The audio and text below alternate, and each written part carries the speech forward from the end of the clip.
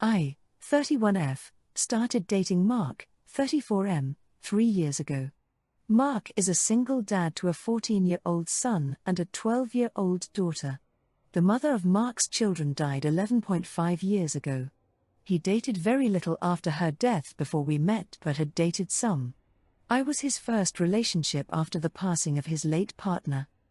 As a couple, we work well together and share a lot of the same values and goals in life. We can have fun together but have been able to discuss the serious stuff. I get along well with his family but not his kids. From the start, 2-ish years now, they have been cold and unwelcoming. Mark has spoken to them, he told me they're in therapy and he has encouraged them to give me a chance. But they can't hide the fact they don't want me around. We have gone slow and have tried to find ways to ease the tension and show I'm not a bad person or here to take their dad from them or replace their mom. Nothing works. We never tried therapy together, but I don't even live with them and I'm not sure how willing they would be to speak in any therapy sessions with me.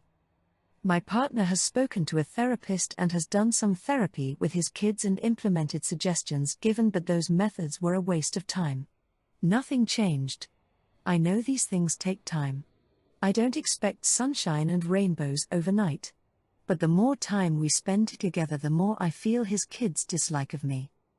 Even when I'm just there and not trying to engage and existing in the same house as them, the tension can be felt. They ignore me. Won't even look at me. Yet they still radiate tension. I know my partner's family have talked to the kids about giving me a chance. I don't know if that helps or makes it worse. I feel like we're facing a reality of they might never accept me or like me. And now I'm considering ending this relationship because I want to be a mom and I don't want to wait too long. And even if I waited until his kids were out of the house, then how would that be fair to have kids who'd have half-siblings who would refuse to have anything to do with them or who won't even speak to their mom? My partner and I talked about it. He said he'll understand if it's too much. We're taking some time so I can think. Since this, his sister reached out to me after I didn't show to a couple of things and asked if things were okay, and she told me she hoped she wasn't intruding too much, but she wanted me to know how happy I made her brother, how nicely I fit with the family, and she understands the kids aren't too welcoming, but it would be such a shame for me to walk away. It made me feel bad because I know my partner is a good guy and his family have been amazing. But his kids will always be his kids. And I don't know if I could let us come between them or if I could handle living with them always disliking me. Comment 1. Actually, this is quite an eye-opener. The op's concerns for her happiness, with a touch of foresight, and the well-being of her future children are commendable, especially when faced with such hostility from her stepkids. Not blaming, really, NTA, it's sensible to consider the needs of all involved in a new relationship, even if it's tough love. Comment 2. NTA 2 years is a long time to be involved with someone and their kids to still not like you. The extended family getting involved and telling kids how they should feel and what they should do is not going to help your cause. Comment 3. If you didn't want kids, I'd suggest riding it out until they were older, independent, etc. But you want kids. Not only is your biological clock ticking, but even if that wasn't the case, you were younger, if after 3 years they haven't warmed up, a baby would just be fuel to the fire. It isn't time wasted, you now have a clearer picture of what you want in a partner and in a partner's family. Not that you shouldn't still consider someone with kids, but at least with kids who aren't tense around you and would be loving towards half-siblings. Story 2, my daughter is 17. She is good in school and working hard. She has no chores or rules really. The one rule we have is that she leave her location on her phone if she's going out. In our country, it's legal for her to drink and so she goes to bars. She doesn't have a curfew, she just has to keep us updated that she's safe. These rules work for her because she is normally responsible. We let her throw a house party recently where it was supposed to be 25 people and at least 100 kids came. We cleaned up the mess. She signed up for a volunteer job to get into college and it's every Sunday for 3 hours. She has been doing this since January and already missed 2 weeks. One due to illness from a hangover. She also has left a half hour early every week since she started. This Sunday she overslept, but there was still time to get in and she said she wasn't going. I told her she has to go. She made a commitment and that if she doesn't want to do it she should give her 2 weeks' notice. She said I'm controlling her. I asked how. She said asking for examples is a form of gaslighting. She called me a C-word multiple times. She can't give me any other examples of me being controlling but insists I am. She told me she will never let me see my grandchildren when she has them. She said I've been yelling at her for 6 months and been rude. My husband was in disbelief because he's been here and I haven't yelled at her at all.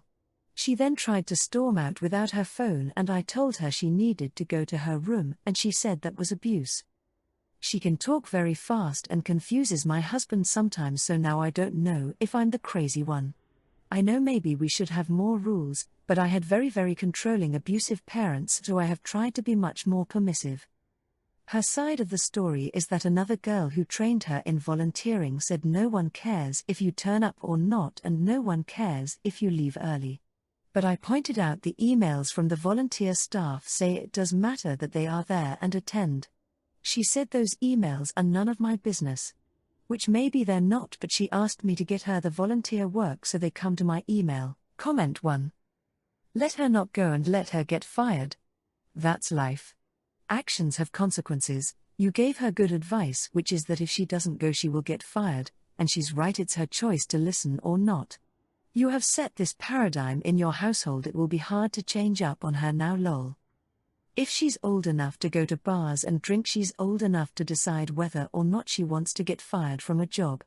And if it ends up hurting her college application, she'll learn herself a good lesson called regret, because she will have no one to blame but her own hungover self. Comment 2.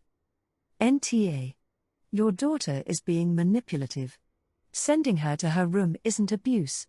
You should take her phone and every electronic device she has, except if she's doing her homework on them. Your child is being an R and you need to call her out on it. She's not a good kid just because she gets good grades.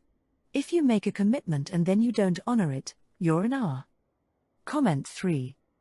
ESH. Unfortunately, you raised a spoiled brat through your permissiveness, and 17 is far too late to really do much about it except seriously cut back on funding her life, force her to get a real job through that, and inform her you'll be charging rent and she'll need to follow house rules when she's a legal adult. I'm not saying you need to charge her market value for rent, you can even keep the money in a fund to give back to her at some point, but she's had zero responsibility her whole life and it shows.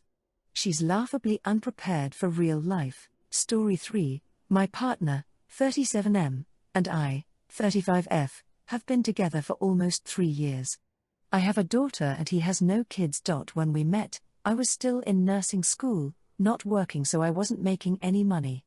He knew this, and he has a pretty good job, so he would pay for everything when we would go out. Shortly after we became official, he had me pay for some of the times we would go out, which is fine. I get it. It just kinda sucked because I was not working and short on money, but it is what it is. Fast forward to now, I still pay for everything for my daughter and I don't mind that, it's my responsibility. We take turns paying for stuff when we go out, so it's okay. He never officially moved in, but he slowly started staying over longer and longer. He hasn't stayed at his place in almost a year. He works as a lineman, so he would travel around a lot. Didn't have an apartment, but he has an RV he owns and pays $400 a month for the lot. I bought a house almost 2 years before we met and I pay almost $1,200 in mortgage and all the bills are under my name, of course. I eventually talked him into helping me pay some of the bills since he hadn't offered.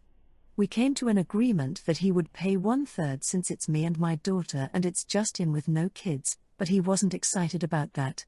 He doesn't think he should help me pay for my mortgage at all because he says I'm the one building equity on it and when I sell it, the money will be mine. Which is true, but I don't think it's necessarily fair. He makes pretty good money, $20 per hour. More than me, to be exact, but still doesn't offer to pay for anything other than half of the times we go out. Whenever anything in the house needs fixing, I'm the one paying for it, and he never offers to pay any part of it. Would I be the a-hole for asking again to give me some money for rent since he gets to live in my home? ETA, he justifies not paying rent and only paying 1/3 of the bills since he now drives an hour to and from work and pays the extra gas it's costing him. His RV is an hour away, which is where his work is as well. Comment 1, don't phrase it as paying the mortgage. He should be paying rent, which you use to offset the cost of repairs and maintenance to the house. NTA, but it's time for a sit-down conversation about living arrangements and who is paying for what. If he is living there, give him a tenancy agreement stating how much and when he pays and conditions for termination of the agreement. Can he park the RV at your place and pay you the $400 instead? Or if there's RV isn't needed since he's living with you, will he sell it? Comment 2. NTA, you're a single mom doing your best to support your daughter, and this guy thinks he should be able to crash at your place for free? Absolutely not. It's time to cut him loose and focus on what really matters, your daughter. You don't need a grown toddler freeloading off you. You're working hard on your future and deserve so much better. What does he even bring to the relationship? As for his drive time, that's his choice to work there. You shouldn't be penalized for it. You and your baby girl do not this type of stress. You should be proud that you worked for and bought your own home. Go live your best life without him. Edit, also utilities, I am guessing he showers and uses water and electricity. Nothing is free. Story 4, my sister, 27F, is getting married and asked me, 24F, to be one of her bridesmaids. I was excited, until I found out who the rest of the bridal party was. Every single one of them is someone she's either not that close to, or has made fun of before for being awkward or not photogenic. Some of her actual best friends, the ones who she sees all the time, weren't even asked. It felt weird, so I asked her why she picked this group. She kind of laughed and said, "You'll understand when it's your wedding. You don't want people who'll outshine you in your own pictures." I just stared at her. I asked, "So you picked them because you think they'll make you look better?" She rolled her eyes and said, "It's not that deep. I just want to feel confident that day, and I'm allowed to be a little selfish for my wedding." That rubbed me the wrong way. I told her I didn't want to be part of a bridal party built on tearing other people down, even subtly, and that she should have picked people she actually cares about. Now she's calling me judgmental and sensitive, and our mom says I'm being too idealistic and should just support her. But I feel like going along with it makes me complicit. Comment 1. NTA, so what does this mean about how she thinks of you?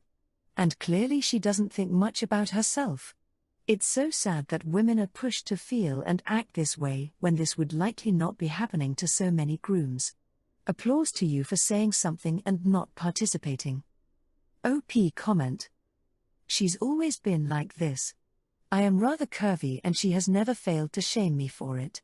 She is a typical model-esque skinny person. And she got a lot of attention growing up. She's beautiful, no doubt. But yes, I have a good-looking partner and she has subtly hinted that he could do better than me. I don't see what she has to be insecure about. She's objectively good-looking. As for my appearance, I like the way I look. I'm comfortable with it. I just don't see why she feels the need to bring others down to make herself feel better. Comment 2. NTA. I would be extremely hurt if a loved one or someone I thought wanted me to be part of their special day asked me to be part of something like the wedding party, but to be used as a pawn like this. It is mean girl or catty behavior. Yes, she deserves to feel beautiful on her special day, but she's ugly on the inside for doing this, even if no one else knows. I, F45, have a front yard with a lot of flowers and fruit trees. A lot of people walk in my neighborhood and some like to stop by my house and look at the garden. Sometimes I share whatever fruit I have in season. Occasionally some people who walk by will ask about picking fruit. Most of the time I let them know I'll pick some for them and I give them some. When I have big harvests I usually leave a bucket out for passers-by and they can take what they need. In the past, when I've said yes to pickers, I've come home to totally stripped trees, so I rarely say yes, and instead I give the fruit out on my terms. There's a family in my neighborhood who love my fruit trees.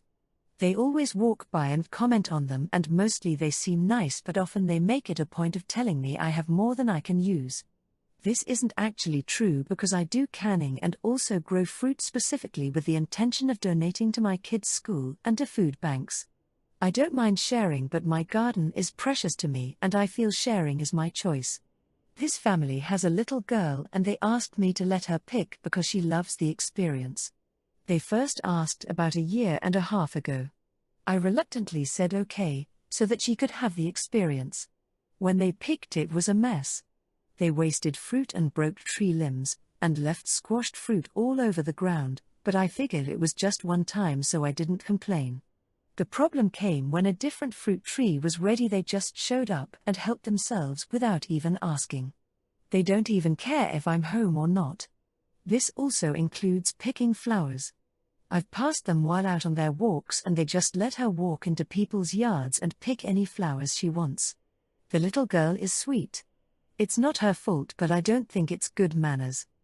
Recently, I stopped them when they were picking and asked them not to just pick without asking. The mom got upset and said I just forgot that I gave them permission. I let her know that I gave them permission for one time, not indefinitely, and certainly not for every fruit and flower I grow. The father got upset and said I should feel ashamed not share free food with a little girl who is just trying to experience what it's like to pick. I asked them why they've never planted anything for her themselves if that was important. The mom went on about how this is just being neighborly and I have plenty and it's free anyway, so why can't I just share? Truth is I can, but I don't want them treating my yard like it's theirs to do whatever they please in. I have my own kids, and when I wanted them to learn about planting, I planted stuff with them. I didn't take them to someone else's yard to harvest. The family was very upset and feel I'm being greedy. I do get enough to share.